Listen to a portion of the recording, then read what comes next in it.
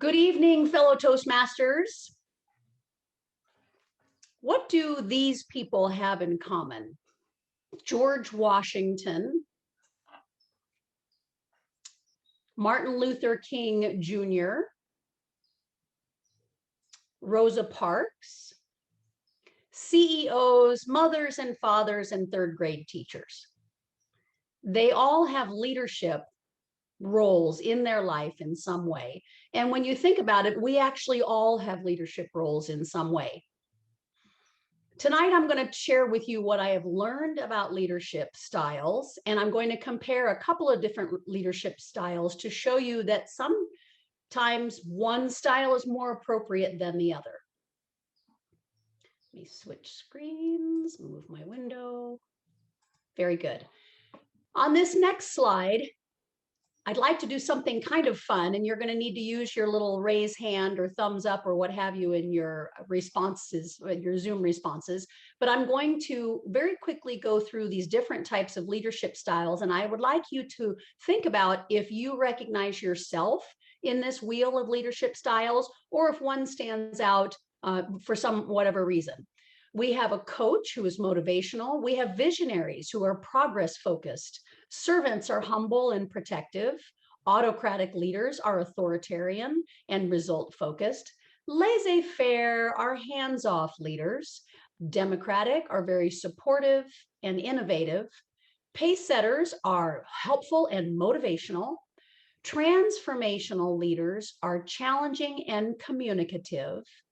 Transactional leaders are very performance focused. And finally, we have bureaucratic leaders who are very hierarchical and duty focused. Do you recognize yourself in any of these leadership styles?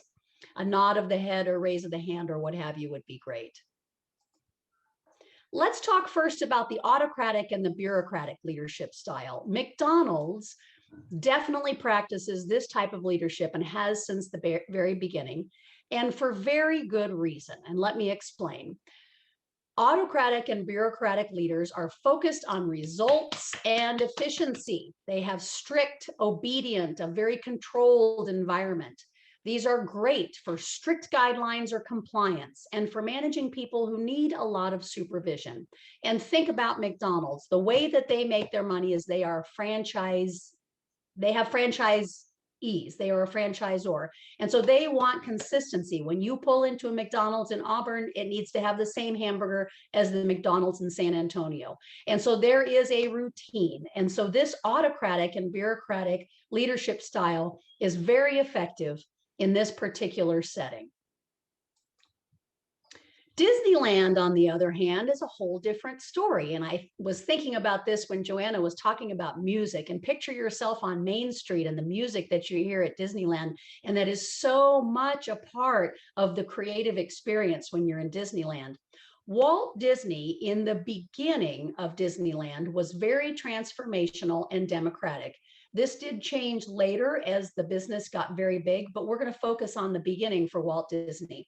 Transformational is a leader who focuses on team member engagement. Disney had very big vision thinking and intellectual stimulation in order to create a thriving, openly communicative work culture because he wanted that creativity and that innovation. And that's what you get when you go through Disneyland. So very transformational and democratic for Disneyland. Finally, I did take the test on the Toastmasters website about my own leadership style, and I came up with coaching and servant, or they have another name they call altruistic. And with a coaching or a servant or altruistic leader, they help team members set goals, and then they provide feedback and guidance. They're a little bit hands-on, but also a little bit hands-off. They promote development and empowerment.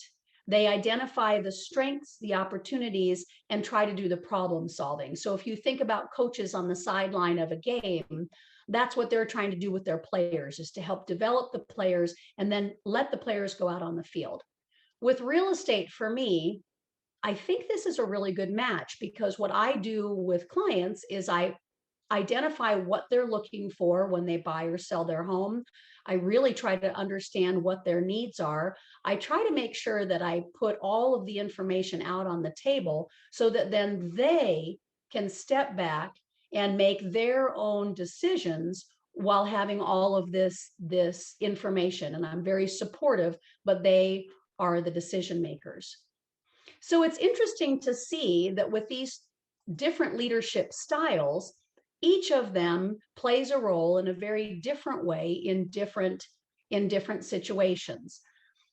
When we started, in summary, we started with the wheel of all of the different types of leadership styles, and then identified 3 different ways in which they work. So think a little bit about your own leadership style, whether or not that's something that you were able to identify with the wheel. You can always change depending on your situation.